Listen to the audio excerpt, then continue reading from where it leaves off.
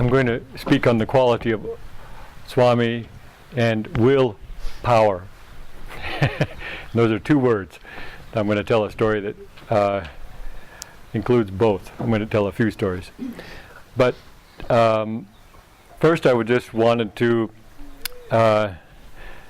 just a very simple one that we can all identify with.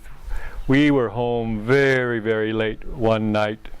I think we pulled into Swami's house. We had been traveling and it was 2 or 3 o'clock in the morning.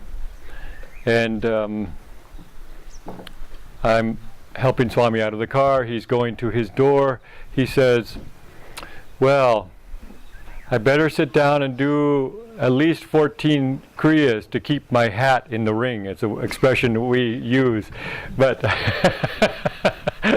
and I was very impressed because we were tired. It had been a long trip, and there he was, just right there with will, with energy, with also a great lesson for me. And another time, when he lived at Ananda, Assisi, he lived there for 6 years, and we had a regular pattern. When we had to go to town, he liked the particular fresh fruit stop. He had an electronics store that we sometimes went to, depending on if he had a need. He was definitely liked electronics and all the new technology, and he used it. He always had needed hearing aids, and he got good, high-quality hearing aids. And he said, "I'm in a position. I need to hear what people are saying to me, and I need to know what's going on." But this particular time, we're in town, and we were going to go to town, I'm sorry, and somebody brought him the thing that he had intended to go and get.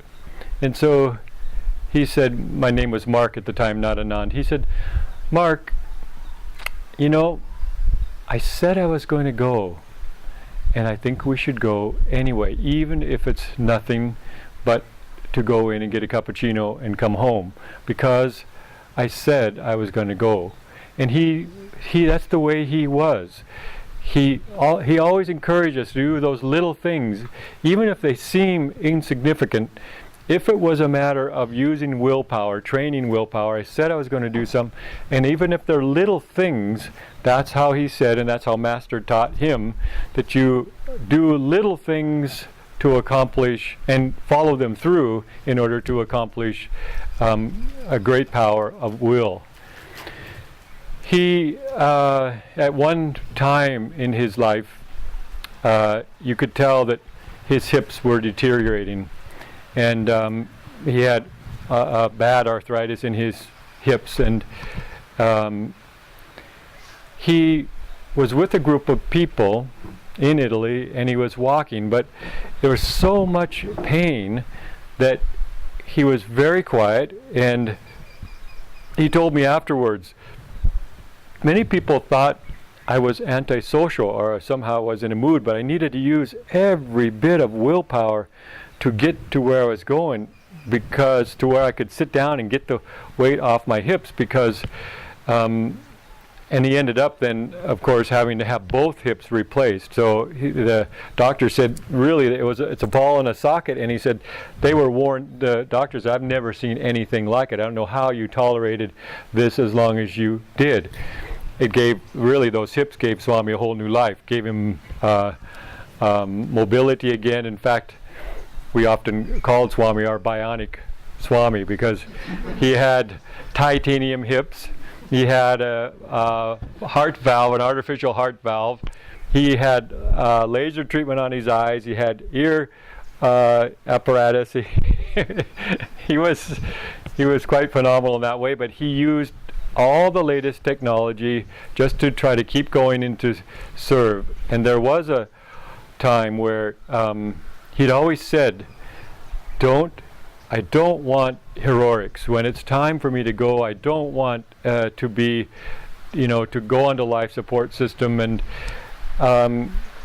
in fact, the day he died, I was a little bit uncomfortable, I have to admit, because it was obvious what was happening. He had gone through this process sitting at his table. He was sitting up, he had just checked his emails, but this whole wave had gone through his body where you could just like we do energizations, and he had just tensed and relaxed and exhaled, and that was his last breath.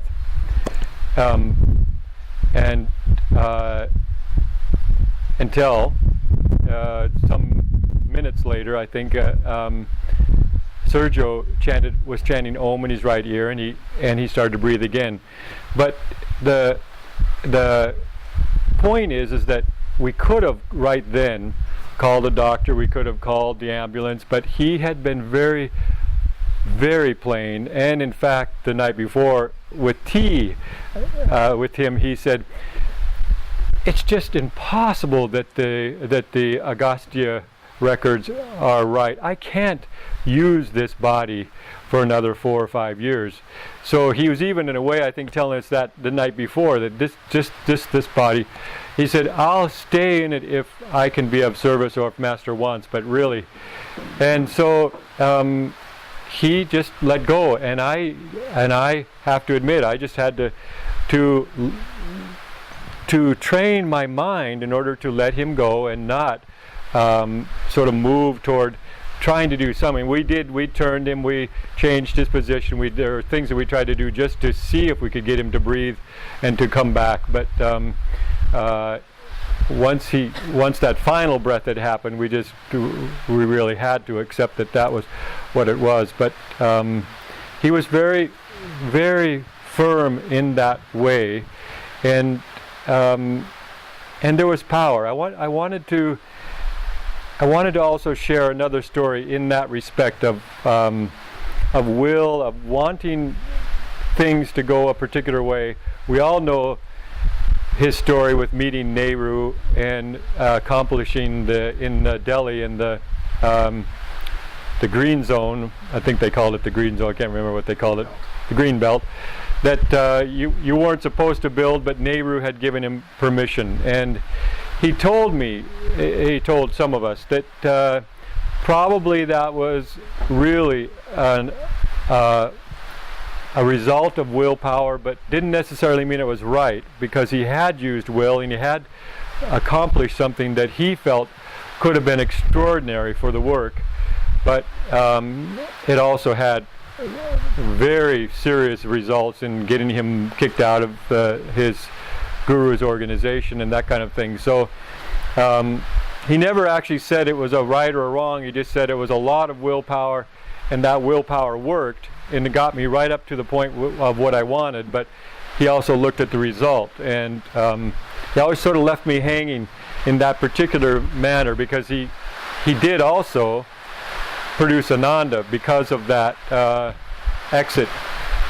So that in itself was also a very positive thing that resulted from Swami's willpower.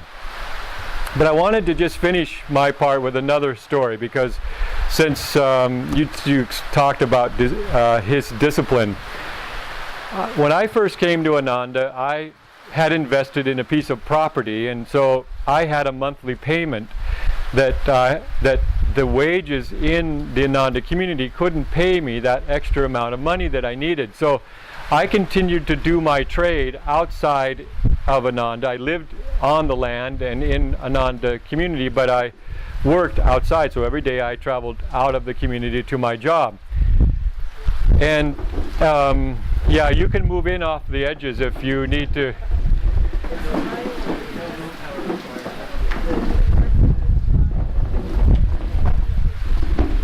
In fact, this is a pretty dry zone up here if you want to come up here in the middle.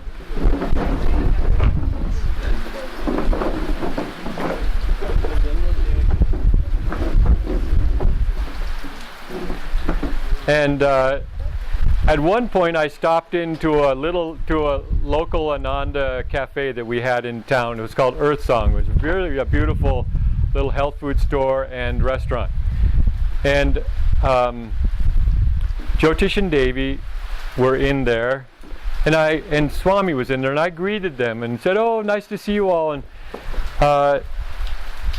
Swami said, "Look, every Wednesday or Tuesday, we have the four of us get together, a little group of us, with just particular individual members in the community. Why don't you come this next Wednesday night?" And so I came, and Swami said, "We just thought we should talk because are you still benefiting from working outside of the community?" And so I started to explain, well, I would love to have an internal job, but the wages were such I couldn't. And they said, "Well, maybe now that could happen." And I said, my trade, if you will, was electromechanical devices, heating systems and microwaves and refrigeration and heating and cooking and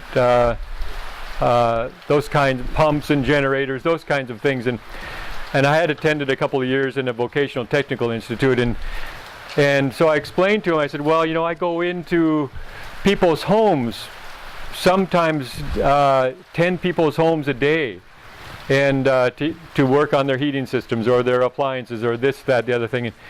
And he said, well, you could at least take somebody from the community, and that way you'd have also a positive environment.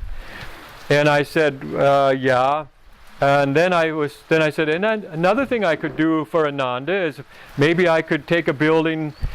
Swami said, yeah, I've always wanted at Ananda what's called a why buy it shop. Why buy it? Repair it is what he meant. He said, we throw away so much in America, and we should be repairing and using things more. And I said, yeah, I could do that, Swami, and I could put some people together. That would be something I could do for Ananda. And I had said that apparently enough times to where all of a sudden, like an explosion, and my name wasn't Anand at the time, it was still Mark, but he just yelled at me, "Mark, forget Ananda! Just forget Ananda!" And everybody in the room, the little group that we were with, there was this shock. And there was this pregnant silence where nobody moved, and I was processing, wow. And and he reaches over and he pats me on the leg and he said, "Look, I saw Dr. Lewis once saying to Master this, that, Master, but I want to do this for you, I want to do this." And Master said the same thing. He said, "Doctor, do it for God." And he said, and Swami said to me, "Your motivation isn't for God. Your motivation was to do it for Ananda." And it's very interesting because I had grown up in the Catholic Church, and the message in the Catholic Church was, or is, we are the right way, the only way. I'd gone to SRF, a little bit of the same thing. We are the right way, the only way. Master started his organization a little bit like the Catholics say about Christ. Christ started that church, and today it still lives. And I think Swami saw that in me because I was doing the same thing with Ananda, and he didn't want me to do it for Ananda. He wanted me to develop a personal relationship. That my motivation was for doing it for God, not to do it through the channel or not to do it for the organization. But then, so I got the message. Everybody relaxed. There was they're like, "Oh, okay." This was just before a satsang. We came out into the Crystal Hermitage. The place was just full for his evening satsang. He sat down and gave a talk on how you can serve Master through serving Ananda. I mean, it was the very thing he told me not to do.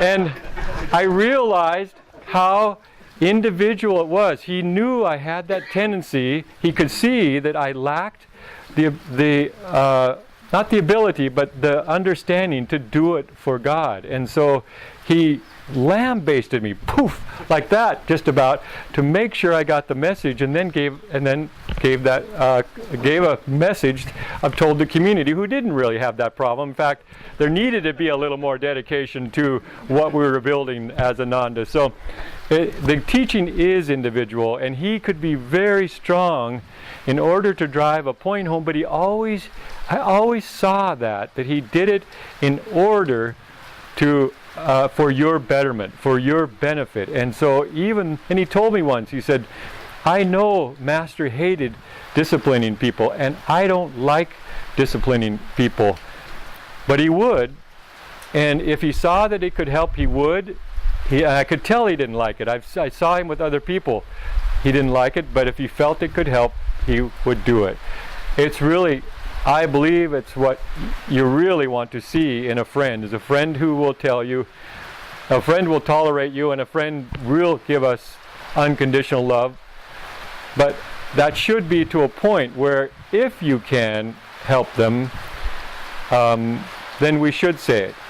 But we also need to be very sensitive about the line that exists between whether they're ready to hear it or whether they're not. Because if they're not ready to hear it, then you shouldn't give them the message. Be their friend, give them your unconditional love. But when they are ready to hear it, if they need your help in that way, then a true friend would give it rather than holding it back. So the teaching is very individual, and Dharmini is absolutely right. You will have to follow the heart and try to feel what's right in this particular moment, because the teaching isn't always the same. It isn't a black and white situation. It's a situation that is applicable to the moment and to that particular situation. Thank you.